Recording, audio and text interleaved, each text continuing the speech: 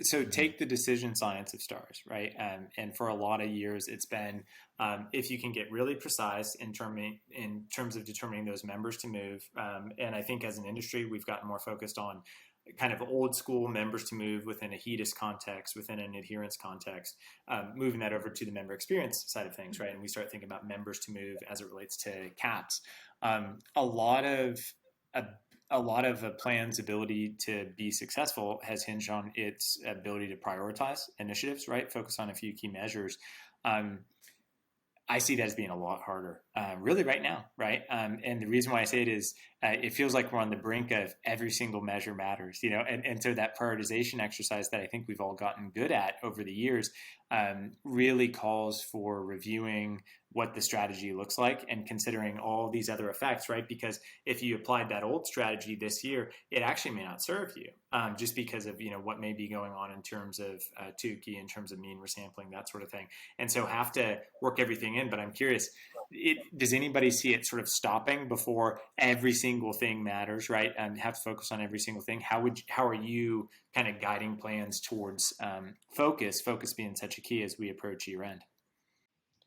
A lot of the stuff that we're looking at, include again from a strictly Tukey standpoint.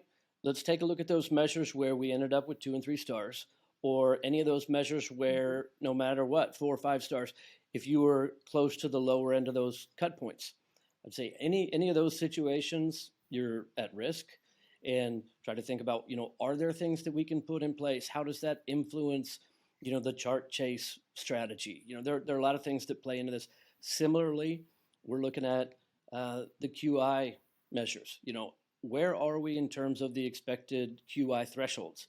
Can you get some out of significant decline into no change, or some from no change into significant improvement? And then the final piece that we're looking hard at right now is reward factor. Where are you on expected reward factor? Where are you on the mean and variance thresholds? As a result, are there different areas that you want to focus on, and which measures within that make sense? So that's how we're approaching it right now.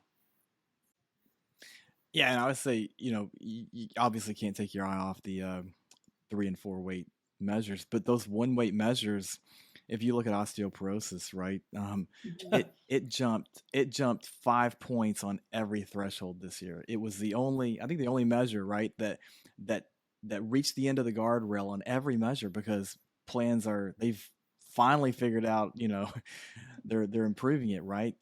That is one that it gets some attention just because it's low performing across the board. It's got a low national average typically, but now especially, I think measures, yeah, those 1 weight measures, and like the examples we've given, right, where David, you looks like you achieved 4 stars on one weight measure, and Mick and I had a client who lost, a rating on a 1 weight measure. So yeah, you can't ignore anything, I don't think.